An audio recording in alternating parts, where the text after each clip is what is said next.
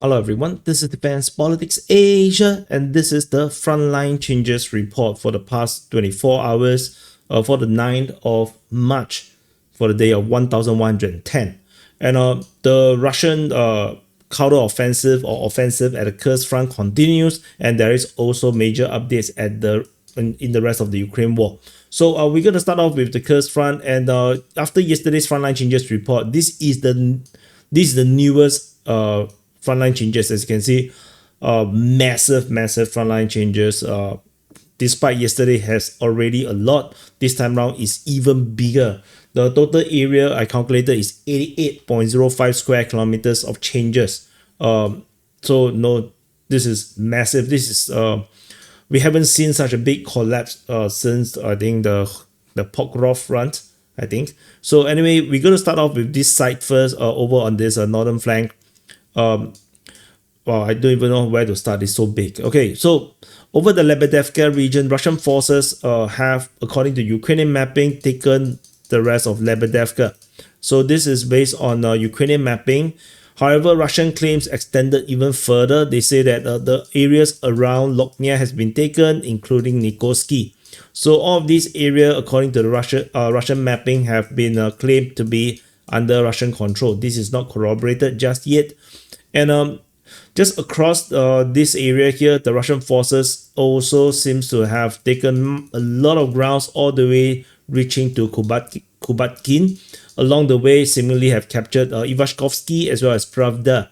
The Russian Defense Ministry have announced that they have captured Kostyantynopil and Cherkasskoye Parashnoye, and they are heading in this direction, which leads to battles at Bodanovka, Kazacha, Loknia as well.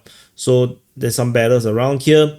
As you can see, this is ridiculous. We are looking at a potential front line of 3.74 kilometers apart from one another. And based on the Russian mapping, this railway line here is a gray zone.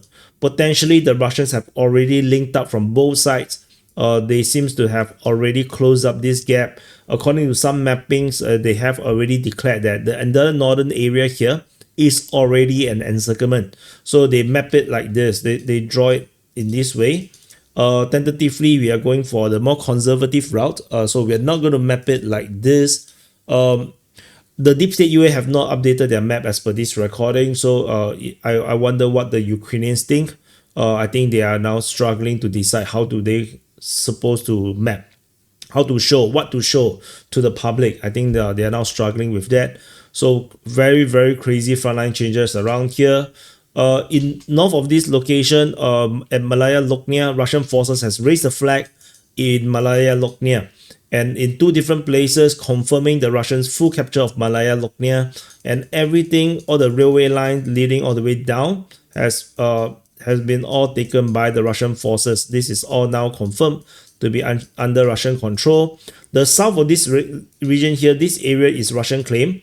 So this is Russian claim, which is why I know that I didn't just map it like this, because this is just a claim. Though this is based on Russian mapping, this is now confirmed based on geolocation. The Russian forces confirmed to have taken this area here. So there's a difference in that. But by the look of it, this encirclement is massive. This potential encirclement unto this point, and this is allegedly where the line is now right now. So this is pretty scary, and allegedly some claim that there is around 1,000 plus troops stuck over here. So we shall see whether this is true. We can't tell. And based on the Ukrainian mapping, they have considered that they have lost the entire region around Berlin. So Ukrainian mapping have mapped it like this, with Russian forces confirmed to have secured Krolik, Berlin, and Russian forces basically advanced greatly around this sector, around Cherkasskoye Parashnoye, leading all the way to Krolik. This piece alone is very big. This is already 13.8 square kilometers. The distance traveled at maximum is around 2.5 kilometers. However, Russian mapping have gone even further. So this is already I already mentioned with the Russian mapping claim that they have taken all of these areas here leading to Kubatkin. That the Russian forces also seems to have taken all of these places. Geolocation of Russian forces at Martinovka confirm that the Russians have actually captured all of these areas as well because of the geography and the very comfortable raising of the flag at Martinovka. Confirm that the Russians actually have advanced even greater than what the Ukrainians have mapped. The Russian forces have taken all of these grounds around here. So all of these areas is now under Russian control. And I zoom further down. So actually I should like this and then move all these arrows up so I don't have to redraw it. So Russian forces also claim that they have captured Mihailovka. So this is a claim. However, all these areas here is above Mihailovka is all confirmed under Russian control. And we have, of course, have this piece here. Actually, this should be pink. So this is where the Russians potentially have troops coming out from the pipeline. And if you look at the front line, this looks like they will be linked up. The Russian forces most likely have already linked up with this area here. And with Kubatkin, the Russian forces potentially also linked up in this area. And with this little bit of area, tree lines around here, most likely this is also all under Russian control. Most likely. So we are talking about a potentially much bigger capture than what is mapped around here. Just that I'm still being as conservative as I can. If not, most likely the mapping actually looks like this right now with Russian forces taking all of this region here, all of it to be taken under Russian control. This is a massive collapse. And as I mentioned, there's a linked up here as well along the railway line. And this could also potentially mean that the Russian forces would quickly take all of this area as well, basically almost halving the Ukrainian control of the Kursk front in a single swap. Very significant changes around here. So, and if you zoom in around here, Viktorov Konezi, which is 2Y Konezi, is mentioned for the first time in a long time, and Pravi Konezi also still mentioned. So the Russian forces probably are already attacking here. Kazacha Loknia was mentioned also by the Russian Defense Ministry. So the Russians are definitely already pushing with this sector here most likely under Russian control. So now shelling is reported at Zaleshenka as usual. There's a potential that this might actually be an offensive as well. So situation is getting really dire for the Ukrainians. And I got a feeling that they wouldn't be able to hold this line at all. They're gonna retreat all the way back to Sumy. So no potential line is looking like this. Like if you zoom out a bit, I mean this is a potential line right now. Like basically all of this you can see is basically half of a Ukrainian claims or controlled Kursk front is all gone. So over in the central region here, the Russian source Ryba have mapped that they have taken Martinovka, and this leads to also an expansion in the region of Krylovka, moving in the direction of Molovoye. The all of Martinovka is claimed to be under Russian control right now, so this is pretty significant, which makes the fighting at Gojarovka and Sudzha more likely than just shelling. The Russians could potentially already heading there. Fighting is reported at Agronom. It's mentioned by the Russian Defense Ministry. We haven't seen Agronom since forever. Shelling is reported at Rubetskina. Zaleshenka, as already mentioned earlier. So this is yet another place that the Russians are pushing very strongly. Manovka is mentioned by the Russian Defense Ministry as well. So definitely the battles are ongoing around here. Chakatskoye Konopelka is also mentioned. There might be some Ukrainian forces still holding out around here, trying to do their best duty, but I think that they're going to get encircled with a potential flanking operations around like this to link up with the forces at Martinovka. So this central flank is also gone. So it just remains the Battle of Sudzha. I got a feeling that the Russians may not push very hard into Sudzha. They might want to close the encirclement to force the Ukrainians into some kind of desperation to retreat so that they don't have to fight there. So this mapping as mapped yesterday. So this closure of this encirclement is still potentially possible. So no, it's not impossibility. And in the south, we have fighting reported at Guevo. It could potentially coming from the north. Whatever it is, this is looking terrible for the Ukrainians as well. So anyway, this is the entire report for the KURSK front. So if you can see, the KURSK front is now very, very KURSK. Very, very KURSK. This I just want to draw quickly. And then you have this. So then potentially, this is linked up. Potentially this is linked up. Potentially this is linked up. Yeah. So very, very, very big changes around here. The KURSK front is soon to be history, I think, and that it might also transit to a Sumy front. So let's see whether the Russians will want to continue to push on into Sumy region. So let's see how this goes. The other frontline. Oh, so I accidentally do reporting as well. It's supposed to be frontline changes. Why did I do reporting? Like, it's a frontline change. So these are all the frontline changes. I forgot about it, but anyway, it's a good update because I think things will continue to move very quickly. So I think by the time SIP rep is up, which is maybe 8 to 12 hours from the frontline changes report, I think a lot of things might have changed. So I just give you a latest update on the situation at the KURSK. I think it's not that bad. And for those that watch until this point, if you're having birthday today, happy birthday to you. This is the. I don't have to explain again, right? No, this is the new gig that I'm going to have. I'm going to wish you guys happy birthday every single day if you are having birthday.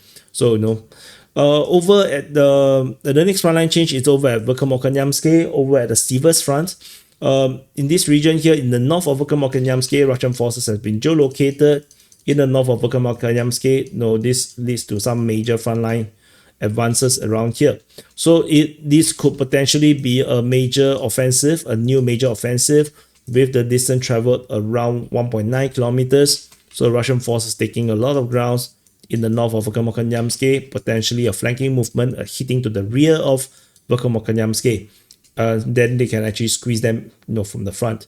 So, but tentatively, let's watch and wait and see whether there's more updates. But as you can see, not just in KURSK, the Russians continue to be launching offensive in other parts of the Ukraine war. And over at the Pokrov front, there is some good news for the Ukrainians. At Shevchenko, the Ukrainians are geolocated in a new place inside of Shevchenko. This confirmed the Russians have lost grounds in Shevchenko with the Ukrainians launching this offensive into Shevchenko. So this is pretty interesting. The offensive here is of course supported by the city of Pokrov. So let's see how long the Ukrainians can go from this region here. They have launched other offensive in this sector, including over at Pischane. They did try over on the west, on the eastern part of Dashensky. Then now they're going for Shevchenko. So all limited changes. The total area captured is around 0.81 square kilometers. So not even 1 square kilometer around here. So, but let's see how this continue to play out. And the next frontline change, we go to Konstyantynopil. Over at Andriivka front, the Battle of Konstyantynopil has come to an end. The Russian forces confirmed to have captured the entirety of Konstyantynopil. Geolocation of Russian forces in all these 4 different locations largely confirmed that the entire of Konstyantynopil is now under Russian control, and this ends the Battle of Konstyantynopil. And everything east of this position leading to Ulakli, of course, is all under Russian control as well. There is no possibility of Ukrainian forces lingering in this no man's land in the back. So this is the end. The Russian Defense Ministry also have announced the capture of Konstyantynopil. They have announced it as well. So this is a confirmation. Based on the geolocation, we can confirm the claim is correct. Ukrainian sources, DPTUA, continue to deny that Konstyantynopil has fallen, but I think that they're going to change their words within 24 to 48 hours. I don't think they will be able to hold this narrative that Konstyantynopil is still under Ukrainian control. We literally have geolocations confirming that. With this one, with this particular one is installation of a flag on the residential building. All these also are flags. This is also flags. These are also flags. So the Russian forces already raised flag in 4 different locations inside of Konstyantynopil. So I don't think there's any doubts about the full capture of Konstyantynopil by the Russian forces. And one final frontline change is over at Novodanilivka, over at the Zaporizhia front.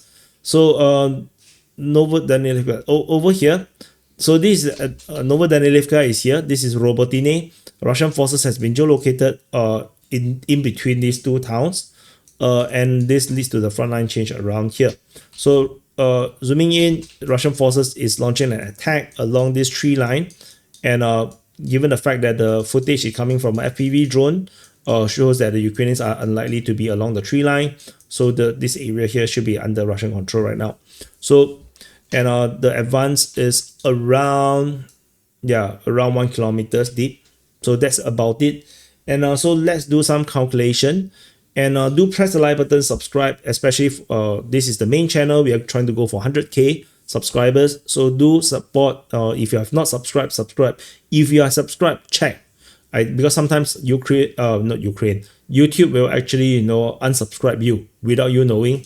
So do check it out. Make sure that you are still subscribed to the channel, and press the like button, of course. So let's do some calculation. The Ukrainian calculation don't have to count. They only have one area. They have gained control at Shevchenko, so that leads to 0.81 square kilometers captured. For the Russian side, let's do some mathematics. So the most of the KURSK one I already calculated. So I've cleared the history, but the total is 88.05. This is clearly the biggest area of capture because the entire front line has collapsed at KURSK. So this entire area is now collapsed. So it's unavoidable that this is going to be the biggest one. So and we're going to count 88.05 plus 2.87 plus 7.95 plus 1.59. So total area captured is 100 square kilometers, 100.46 square kilometers. The last time we see 100 square kilometers change is, I think, it's after the Avdiivka front entirely collapsed, and and transit into Pokrov front. I think during those days we did see this kind of numbers, like 80 over square kilometers. So this 100 square kilometers, and this is likely to continue for the next few days until the Russians fully retake the entire of KURSK front. So these big numbers are likely to continue for the next few days. And you also important to note is that if you remove the KURSK front, Siversk front plus Avdiivka front plus Zaporizhia together is already more than 10 square kilometers. So this, even without counting the KURSK front, the Russians are still continuing to progress very steadily, just as per they have done for the past 1 year. I think not just months, but the past 1 year, they have been taking 10 square kilometers a day almost. And so the trend continues even without the KURSK collapse. So anyway, that's it. Thank you for watching. Press the like button, subscribe, and I'll see you guys in the next update.